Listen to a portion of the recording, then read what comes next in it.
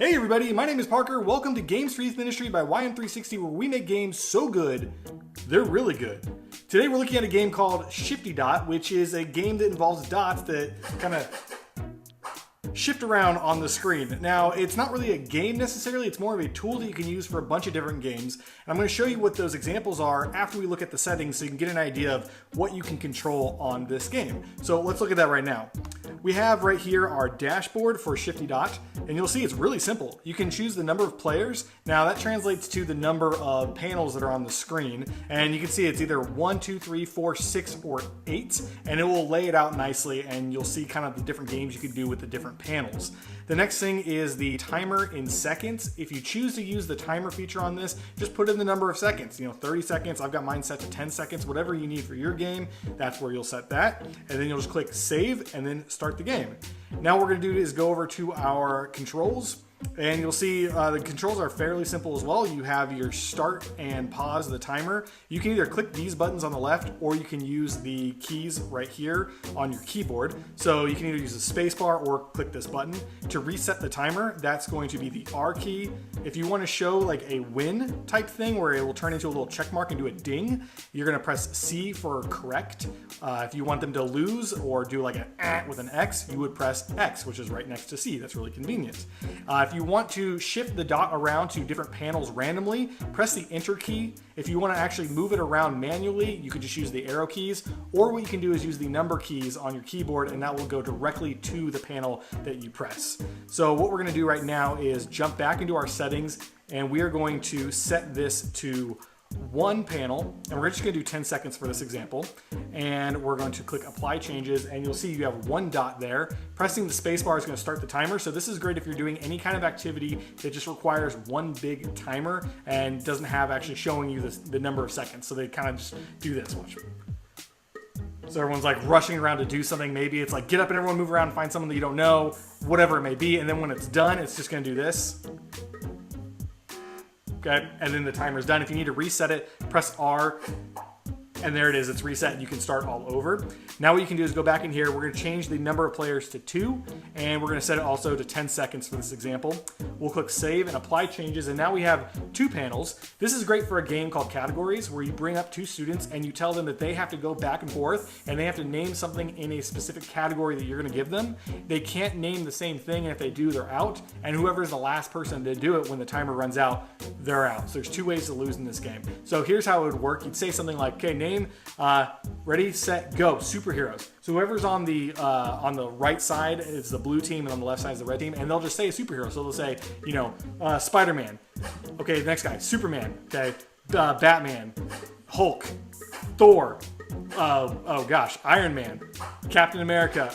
Okay, so it ends on this person here because the person on the blue side was able to get it right before the timer ended. They lose a point, and now you go to the next thing, and you just click reset on the timer, and you say, okay, now you guys have to do house pets, go. And it's like, okay, cat, dog, whatever it might be. And let's say they say dog again, dog. All I did was press the X on the keyboard, and that just said, okay, now you're out, and it's done. Next category, bam, and you keep doing this back and forth until your game is done, and maybe you do like 3 out of 5, whatever it might be for your game, and that's how you play that one. Okay, so now we're going to go into the panel back here, and we're going to say 3 panels and apply changes, and now you have 3 panels. This is great without the timer if you're doing something with a crowd, and normally you do something where it's like, all right, everyone on the left, when I hold my hand up, you guys are gonna scream. In the middle, when I hold 2 hands up, you're gonna start clapping really loud. And on the right, when I hold this hand up, everyone's gonna get up and jump and then sit back down. And you kind of do that thing where you guys are, whatever it might be. Well, this is fun if you use it with this because you just press the enter key and you tell them to do the same thing. So if it lands on your panel, so left side, if it lands on purple, you're gonna do whatever it might be. And then what you do is you just press the enter key and then it will jump back and forth. And you tell everyone else, if it's not on your panel, you guys have to stay absolutely silent. So it's a lot of like, kind of fun thing, but you're just pressing the enter key.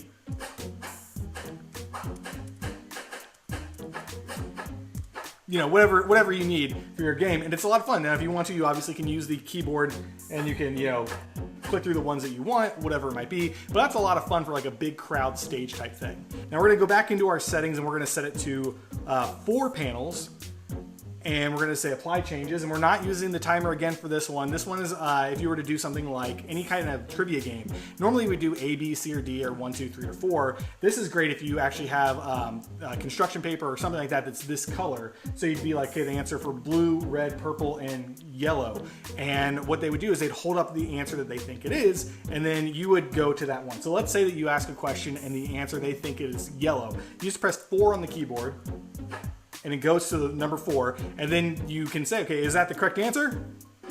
No, it's not the correct answer. Okay, then you reset it, and then another person's like, okay, well, I think it's purple. So you either press 3 or just the arrow key, and then you say, okay, is that the correct answer? Then you press C.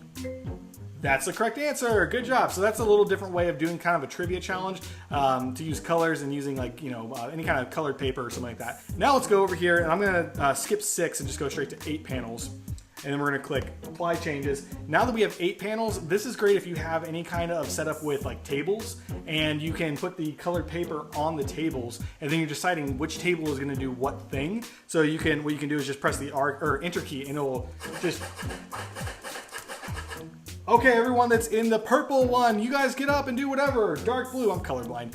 So you guys get up and do, you guys are in charge of doing the blank thing, or you guys are first to go get food, or whatever it might be. So it's called Shifty Dots. It's available at gamesforyouthministry.com. Go check it out, gamesforyouthministry.com. My name's Parker. See you later.